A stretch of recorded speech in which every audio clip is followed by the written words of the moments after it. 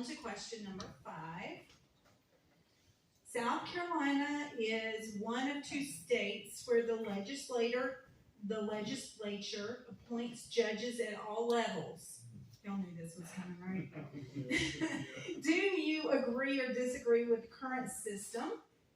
And if you disagree, what would your recommendations be to change it? So I think I hinted at this one in a previous answer when I talked about judicial reform. Obviously, we need some better form of judge appointments. When we have defense attorneys who are going to try cases in front of the very judges that they're appointing, that's bad. There's no other way to look at that than to see there's got to be a conflict of interest there, and that's the system we've had for a while. We need to have a better system. There's a couple models that I've looked at that I've seen. Right now, I would probably tend to lean towards a model that would be similar to the federal model, where the executive branch would be making the vetting and the appointment, and then putting that back before the legislative branch for just an approval. But that way, it's not the legislative branch that's doing the selecting and the appointing at that point. That way, there's an accountability at the executive level for these judges and for the appointments that are being made, but also for the process that's going through. And so, I know there's also another one of the idea of possibly putting them on the ballot, but then you got to decide how long are the terms and those kind of things. So, I'm willing to talk. I'm willing to entertain a couple of different options. I'm not vehemently opposed to any of them, but the federal model, we've seen it work, and so I would think that would be a model that would be fairly easy to implement.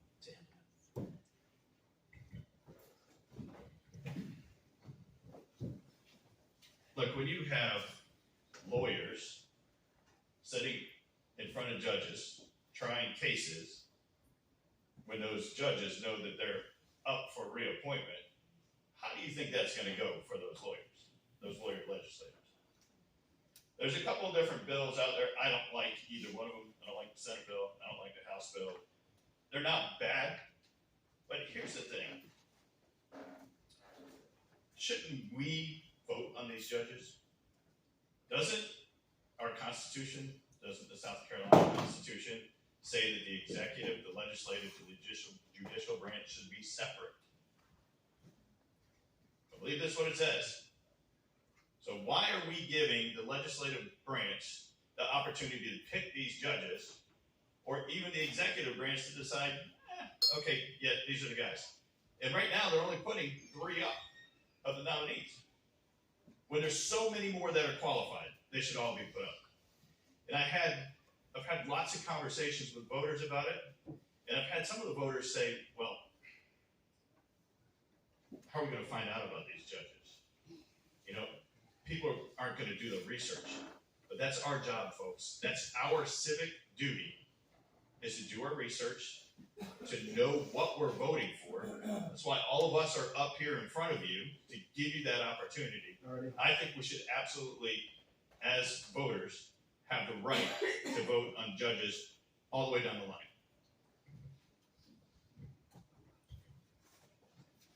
Yeah, it's a bad deal if you're a judge and you're sitting there and a lawyer's there with your job in his hand. And that has a lot of effects, what's the judge going to say? Do I need to rule lightly on this? Or am I going to be flipping burgers in 6 months because I'm not going to get my job back? That's the whole bad concept of this thing. And I agree with Troy. As long as we can establish some guidelines and some legislation to verify these candidates, why not put them on the ballot and let the people decide, just like we do for everything else? Why is this any different than electing one of us or electing a dog catcher? What's the difference? But what we have now is wrong, and it's been wrong for a long time. And something needs to be done. I know this has been kicked around and kicked around and kicked around, and it's just like I said before. This is one of those common sense issues that we need to get done and get it finished and get it out of the way. It doesn't need to sit on the shelf through another session, through committee, back to committee, back over here, and just get kicked around, and nothing gets done. Is that not what we all complain about? that stuff gets kicked around and nothing gets done, right? It takes too long to get anything done. So that's what we all want. So let's do this with JMSC, and let's get the right people in place. I'll answer the question that everyone has asked, is why. Have you guys ever asked somebody to give up power? It probably won't go over very well, because I'll tell you that South Carolina and Virginia are the only two states that their General Assembly has the most power in all of the State of the Union. It is hard to ask somebody to give up power. And I fully support voting for our judges in November, because it is our civic duty to love who we're voting for. You know, every state, even our neighbor state, Georgia, votes for their family court judges. And the issue that why we don't do it is because of power. We have attorneys in power in our House that will not give it up. Now, the only way we can change this is by electing people like us that have the mindset of giving the people the choice of judges. It is our job. I believe it's this year that the General Assembly is trying to make the Comptroller General a constitutional role, a governor-appointed role. And it's a great idea, because how many of y'all know what they even do? The general public don't know, but it's eventually become a governor appointee. But asking somebody to give up power is not some kind of easy task that's done overnight. You have to elect people that believes in the people that want to select judges on ballots. Well, I think we can all agree that it is a mess, the way we have it now. And I don't know about you, but I don't have a whole lot of faith or confidence in our judicial system because of this. And what I've heard from voters at their door is they don't have any faith in our judicial system.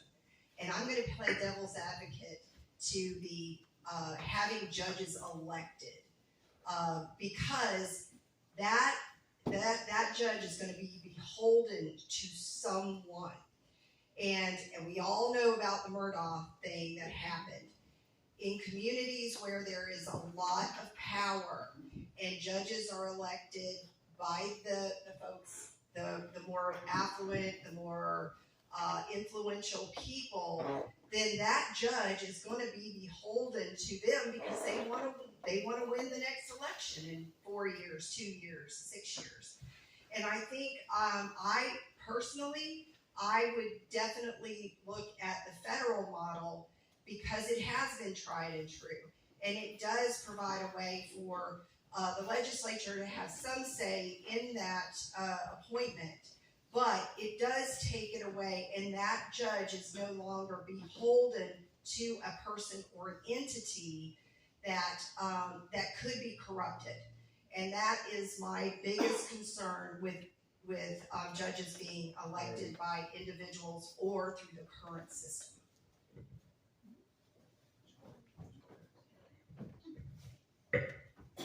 So Daniel, I don't see us asking anybody to give up power, because I think it's still going to have to go through a vetting committee that's still going to be in our legislative branches. But it's going to go through that legislative committee to be put those nominees that are qualified, all of them that are qualified, up, and then on a ballot. Today, they're elected, but they're elected by the very lawyer legislators that are going to be trying cases under them. They get to go and basically plead their case to these legislators to elect them. It shouldn't be them. It should be us electing our judges. Yeah, and just to touch on what Troy said, electing our judges, if we go to the federal model, how's that federal government working for us now, right? Do we really want to trust that it's not going to be a good old boy, pick this guy to be a judge kind of deal? Why not let the people pick a judge? This guy owes me a favor. Oh, I'm going to get to be a judge. Do we really want that to happen? Well, first of all, our federal judges, if we remember correctly, what happened with Roe v. Wade? Those were appointed judges by a very conservative presidents that made those decisions. So I think what we've seen on the federal level is that we do, the Supreme Court, while it's not perfect, but I think it's ruled well in several cases here lately in particular. I think, and then also about judging, judges and being elected, is they're beholden to the people in their districts and in their magistrate areas. So it is power, but it can be corrupted depending on the areas, and we've seen it in this state. And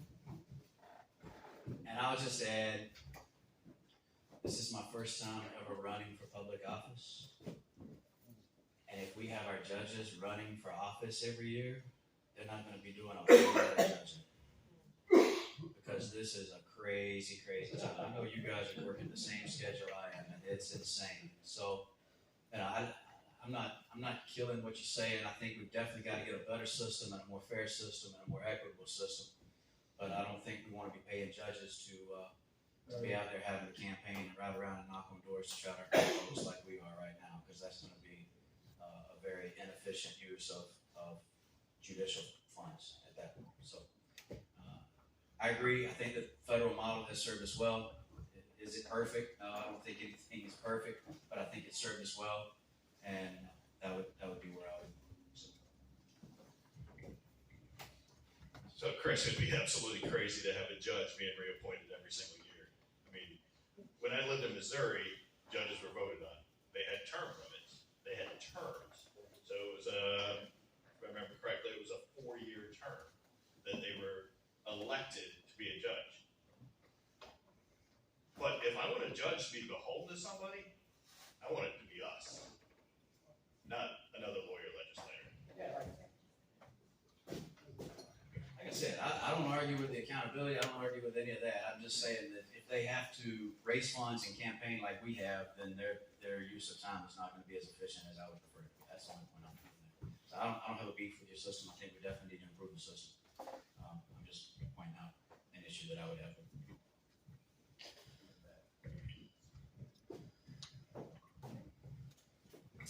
Okay, we're at our final question before we go into our questions on the note cards. And if anybody still wants to write a question, you still have time to go back there and do that.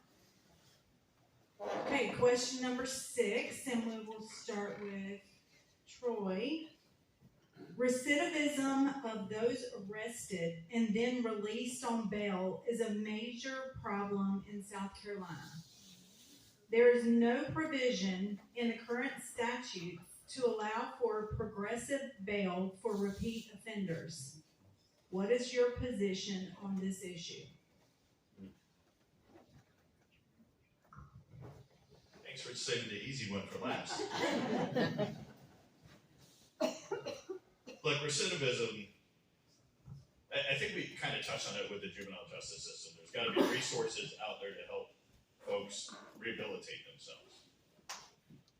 As far as bail, look, there's got to be, I mean, we've got to get to tort reform, bail reform, all that kind of stuff that really makes people be accountable for their actions. But here's the thing. We also need to make sure that these criminals have the resources in front of them to change their life. And I was thinking about this not too long ago because I was looking up something and I saw recidivism and I'm like, what is, oh yeah, that's that fancy word, but it means you're criminal over and over and over again. But you know what? We're all sinners over and over and over again. And God forgives us. But God says, shed that old way and take on a new way. And we use church and our support systems to do that. So in order to really knock recidivism down in our state, we need to make sure that we have the resources available to the folks to do it. But I will say, looking up recidivism, South Carolina actually, the numbers aren't so bad. I mean, 15 years ago, I think it used to be something like 44%. Almost half of the inmates would end up back in jail. Today, I believe the number is somewhere around 20%. We're making good strides. Now we make it tougher on the criminals, and if we give them the resources to change their life, now it's on them.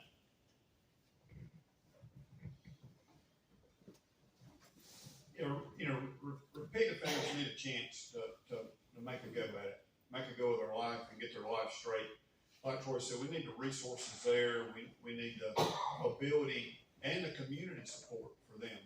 Once they get out, that's one of the main things that they need is, you go to jail, you serve your 30 days or whatever, you get out on bail, and you gotta make it right then. And I know this person, I'll tell you all the story.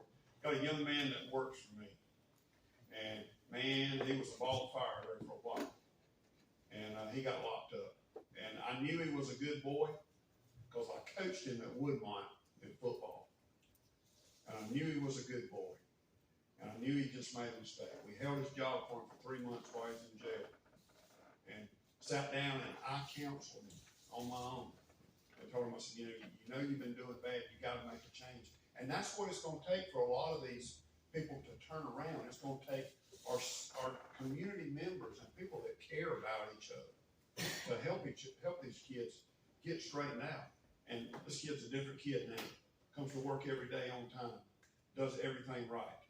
And he is a success story. And I don't know, maybe I had a part in that or maybe I didn't. But I like to think that I did. And I hope it changed his life. And I think we can change a lot of these folks' lives by just giving them a chance. But these ones that repeat offender, I think some of those need to learn it the hard way. And maybe that's the only way they know.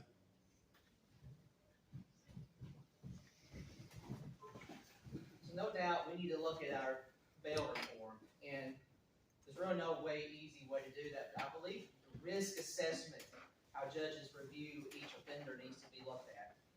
Whether or not this individual will be a repeat offender.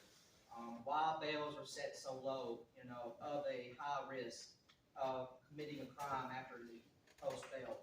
A lot of areas also there's cash. A lot of places do cash bail. Something we need to look into is why we do a lot of these bail bonds. This is something we need to address more of the Home Rule Act in each county, I believe. Let them decide. They're appointed, they're not elected judges. But the risk assessment on bail reform really needs to be looked at. And I agree wholeheartedly that, nonprofits play a big role in this. And, I believe they got some prison nonprofits that go in there and preach the word of God to them. But you also got to be aware that these nonprofits need to be looking at who we are. And if I was a nonprofit, I would really be concerned right now about one individual up here on the stage, as he's constantly said the same thing over about nonprofits. So that's something you need to pay attention to about if these nonprofits are actually making a difference, if they can't become an existence, I think. Well, I agree with a lot of what's been said. I work every day with Soteria and Turning Point, which are two nonprofits that help folks coming out of incarceration, help them find jobs, transitional housing. And I teach a class, a financial class, every quarter with Soteria, with their students. And what I heard was the reason that they were so that they got caught in the system is because they didn't have a network. They didn't feel like they belonged. They weren't connected to others. And they felt hopeless and helpless. And it wasn't until they got into, when they were getting ready to get out of jail, when Soteria goes in and starts working with them months before they're released to build that community so they feel like they belong.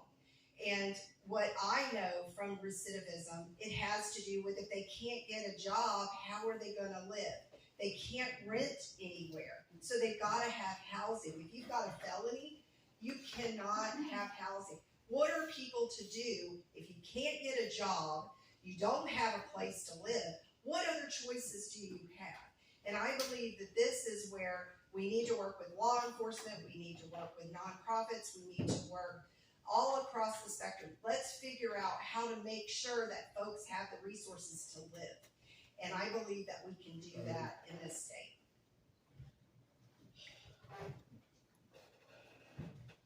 So the whole purpose of discipline is restoration. That has been the purpose since the time that discipline began.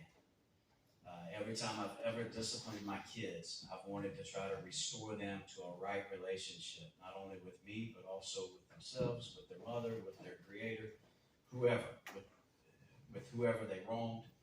And so it's the same situation here. We should be trying to help people restore themselves to be a better, more productive member of society. There are times when bail needs to be higher in order to cut down on this repeat offender situation. We are allowing people to be repeat offenders because we continue to let them out too often. There are other times when we need places like the Phoenix Center. I think that was another veiled shot at me just a moment ago. And for the last 20 years, I've worked with organizations like the Phoenix Center, so you can shake your head proudly, but that just makes no sense to me. I've been in jails, I've been in these places working with repeat offenders for the last 20 plus years. So working with nonprofits is what I've been doing for the last 20 plus years of my life. So, have fun without them. But we need to be able to help people do better. We need to be able to help folks support and restore to a great, productive member of society. And the bail system can be part of that process. And so certainly we need to look at that, and we need to get a better handle on our bail system.